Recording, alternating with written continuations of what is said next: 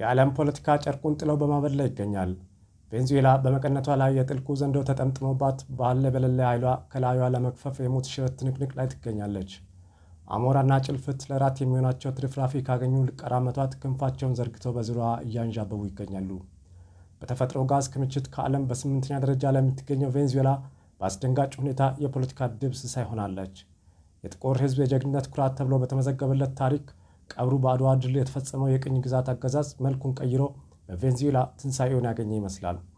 ነዳጅ እንደ ፏፏቴ የሚፈስባት ቬንዙዌላ ከ1000 በላይ ወንዞች ያሏትና በዓለም ሶስተኛው ትልቁ የሃይድሮ ኃይል ግድብ ያላት ቬንዙዌላ በደቡባዊ አቅጣጫ በአማዞን ጫካ የዓለም ከ10% የበለጠ ባዮላይፍ በውስጧ የሚገኙባትና በተፈጥሮ ውበት ተወዳዳሪ የማይገኝላት አማላይ ውበት የታደለች ቬንዙዌላ ድንገት ክፉ ቀን መጥቶባት ማቅ ለብሳ ደም እንባ እያነባች ትገኛለች። የአሜሪካው ፕሬዝዳንት ትራምፕ ወደ ስልጣን ከመምጣታቸው በፊት ለምርጫ ቅስቀሳ ሶስተኛው የዓለም ጦርነት እንዳይፈነዳና ምድራችንን ከተጋረጠባት የኒውክሌር እልቅት ለመታደግ ሰላሟን ለማስጠበቅ የተላኩ ብቸኛ መሲህ ነኝ ብለው የዓለምን ሕዝብ በሞገደኛው ምላሳቸው መደለላቸው ይታወሳል። ነገር ግን መሬት ላይ ያለው እውነታ እንደሚያሳየው ፕሬዝዳንቱ እስካሁን ያሳኩት ሰላም የዙፋናቸውን መቀመጫ ብቻ መሆኑ ትዝብት ውስጥ እንደከተታቸው የፖለቲካ ተንታኞች የሚስማሙበት እውነታ ነው። የልዕለ ኃያሏ አገር 45ኛና በድጋሚ 47ኛ ፕሬዝዳንት ሆነው የተመረጡትና በአወዛጋቢ ንግግራቸው የሚታወቁት ነጋዴው ባለሀብት ዶናልድ ትራምፕ ከቬንዙዌላ ተፈጥሮ ሀብት ፍቅር ይዟቸው በጠለፋ መውሰዳቸው በመላው ዓለም ድንጋጤና ቁጣን ቀስቅሷል። ትላንት የፔንታጎን ልዩ ወታደራዊ ኃይል በ2 ሰዓታት ውስጥ ባሳኩት አብሶሉት ሪሶልቭ የሚል ስያሜ በተሰጠው ወታደራዊ ኦፕሬሽን የቬንዙዌላን ፕሬዝዳንት ኒኮላስ ማዱሮን ከነ ባለቤታቸው ከቤተ መንግስታቸው ወደ አሜሪካ መውሰዳቸውን ተከትለው ዶናልድ ትራምፕ ከዛሬ ጀምሮ የሁለት ሀገር ፕሬዝዳንት ነኝ በማለት ከነጩ ቤተ መንግስታቸው ሆነው ቬንዙዌላን እንደሚያስተዳድሩ ማሳወቃቸው ተፎካካሪ ባላንጣ ሀገራትን እኛ ሞተን ነው ወይስ በሕይወት እያለን የሚል ጥያቄ አስነስተዋል።